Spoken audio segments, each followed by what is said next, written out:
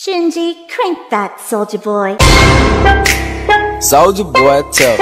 भाइयों, मैं इस वीडियो की रिकॉर्डिंग कर रहा था, ऑलमोस्ट ओवर भी कर चुका था, पर जो न्यूज़, जो अपडेट, जो लीक आई ना, उसने मेरे पैरों के नीचे से ज़मीन खींच ली। स्पाई एक्स फैमिली के सीज़न 3 का हिंदी दब क्रंची रोल पे जनवरी में आएगा।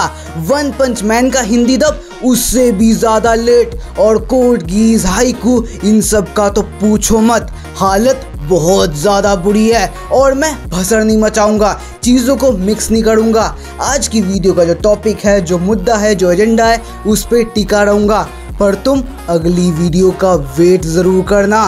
सो व्हाट्स अप एनीमे? एनीमे का full form all nerds having interest in mature entertainment.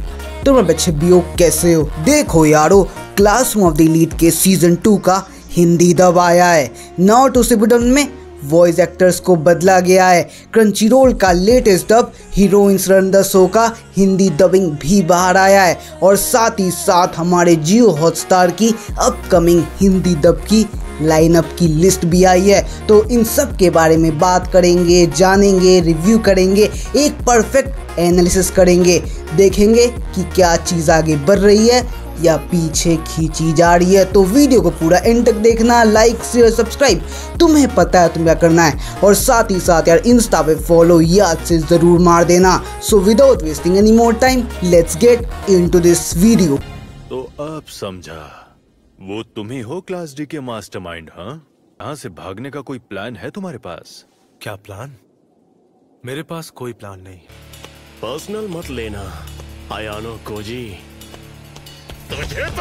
Classroom of the elite का सीजन 2 तुम्हारे सामने है, और अगर मैं इसी सीन का एग्जांपल लूं तो तुम खुद ही देख सकते हो किस तरीके से फ्रेम्स के बीच में डायलॉग्स को ऐड किया गया है, बिना फोर्स फिट किए, बिना फोर्स ट्रांसलेशन किए, बिना सिचुएशन को बिगाड़े, उसको छेड़े, उसको हिलाए, डायलॉग्स को, वॉइस एक्टिंग को, वॉइस ओवर को, उनके चांस को, हर एक चीज़ को काफ़ी अच्छे से एडिट किया गया है, काफ़ी अच्छे से मिक्स किया गया है, जिसके बाद जो सिचुएशन है, जो पूरा सीन है, जो सिनेरियो है, वो उतना ही मज़े देता है जितना इंग्लिश में आ रहा हो, जितना जापानीज में आता हो। और यही चीज़ हमारा म्यूज इंडिया कर पाता है, उसी के पास ये मैजिक है, और यही चीज़ हमें मज़ा दिलाती है। सीज़न 1 और सीज़न 2 में बहुत बड़ा डिफरेंस नहीं है, बहुत बड़ा गैप नहीं है, बहुत बड़ा हाई और लो का कोई फ़र्क नहीं है, पर जो चीज़ फ़र्क है वो है पॉलिश होने में, वो है टाइम लेके हर एक फ्रेम को अच्छे से इन डेप्थ पॉलिश करने में, और ये चीज़ आसानी से दिख जाती है। और ये चीज़ नारुतो शिपुडेन में दिख नहीं रही है। नारुतो शिपुडेन के लेटेस्ट एपिसोड में गारा को वॉरेन डिसूजा भाई ने, मिनाटो को लोहित शर्मा भाई ने, और हमारे कात्सुया को एनिसा मैम ने आवाज़ दी है। जो आवाज़ है, जो वॉइस एक्टर्स हैं, उनका जो एक्सपीरियंस है, वो तीनों पीक है। डबिंग वो भी पीक है, ओवरऑल एक्सपीरियंस वो भी एपिक है। पर जो चीज़ हिल रही है, जो चीज़ बदल रही है, जो चीज़ कहीं ना कहीं लोग को परेशान कर रही है, वो है कंसिस्टेंसी। एपिसोड्स के बीच में, एपिसोड्स के आने के टाइम के बीच में जो गैप आ रहा है वो लोग समझते हैं, पर जब एपिसोड्स के बीच में वॉइस एक्टर बदल रहे हैं, नए वॉइस एक्टर आए जा रहे हैं, उनके लिए वापस से हमारे अंदर एक नई फैमिलियरिटी जगाना, वापस से कनेक्शन लाना, उनके साथ जुड़ना, ये काफ़ी बड़ा टास्क हो जाता है, जो लॉन्ग रन में उतना फ़र्क नहीं देता। पर जो लोग रोज़ देख रहे हैं, जो लोग वेट कर रहे हैं, जो लोग एपिसोड्स के आने का बेसब्री से इंतज़ार कर रहे हैं, उन्हें कहीं ना कहीं थोड़ा सा सही पर लगता है। देखो यार, सोनी का ये आज तक का सबसे बड़ा प्रोजेक्ट है, और मैं उन्हें सल्यूट करता हूँ। उनके डेडिकेशन को, उनके मोटिवेशन को, उनके पूरे एनर्जी को मैं सलाम ठोकता हूँ, पर उन्हें थोड़ा सा एक्स्ट्रा आगे बढ़ना पड़ेगा।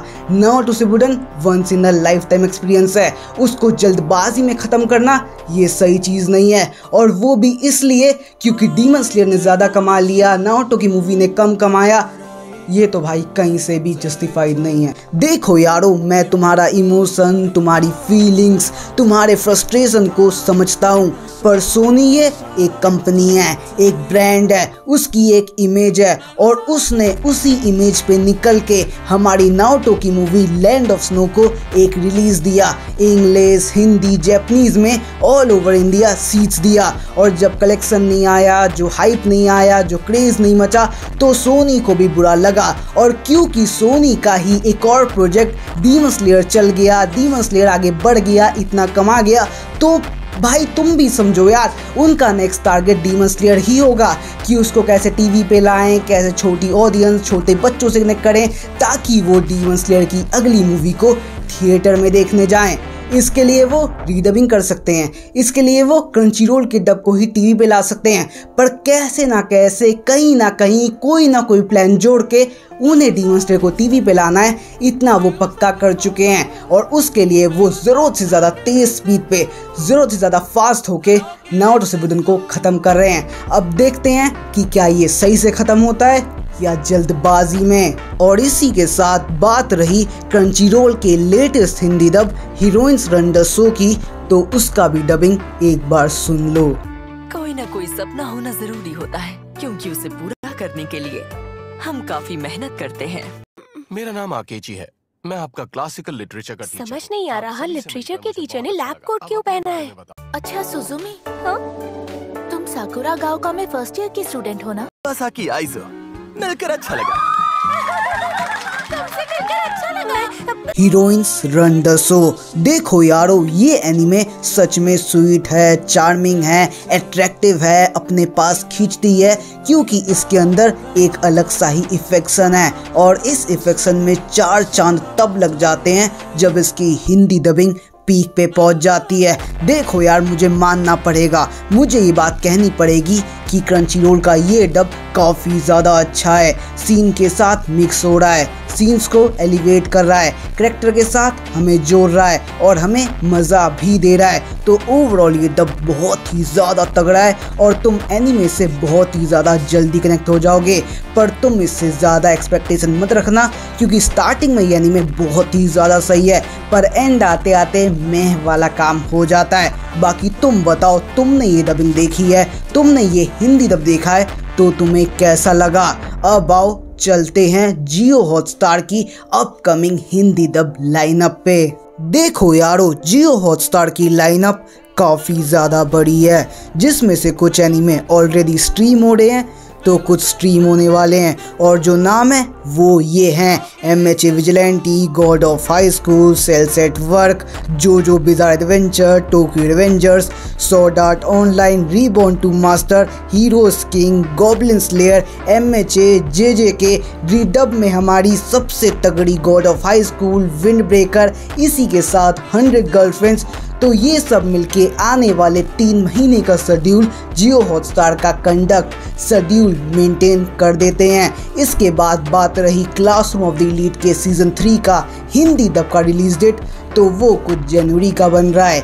म्यूज इंडिया ने 3 महीने का टाइम MX प्लेयर को दिया है, पर 3 महीने का 4 भी हो जाता है, 5 भी हो जाता है, तो तुम मिड फेब या मार्च मान के चल सकते हो। और सब कुछ सही रहा तो उससे पहले भी ये डबिंग बाहर आ सकती है।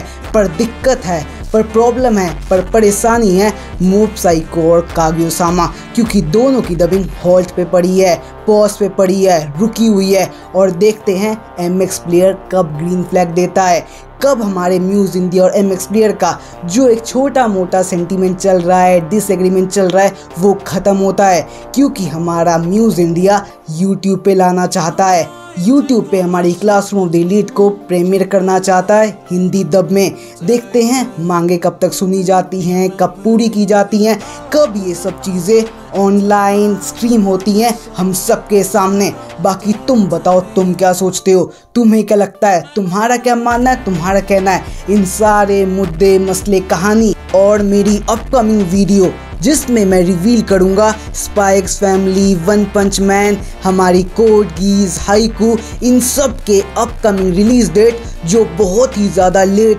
जनवरी तक पुश हो गए हैं, उन सब के बारे में नीचे ज़रूर बताना, क्योंकि तुम्हारा ओपिनियन मैटर करता है। सो आज की वीडियो को यहीं पे रैप करूंगा। उम्मीद करूंगा इस वीडियो ने तुम्हारी लाइफ में नई वैल्यू, नई लेसन, कुछ ना कुछ तो ऐड किया हो। तो वीडियो को लाइक करना, चैनल पे नया हो सब्सक्राइब करना, जितना हो सके शेयर जरूर करना यार। तो मिलूंगा अपने अगले ऐसे एक्साइटिंग वीडियोस के साथ, तब तक के लिए जय हिंद, जय भारत, वंदे मातरम। 言葉なんかじゃ何一つ叶わないわか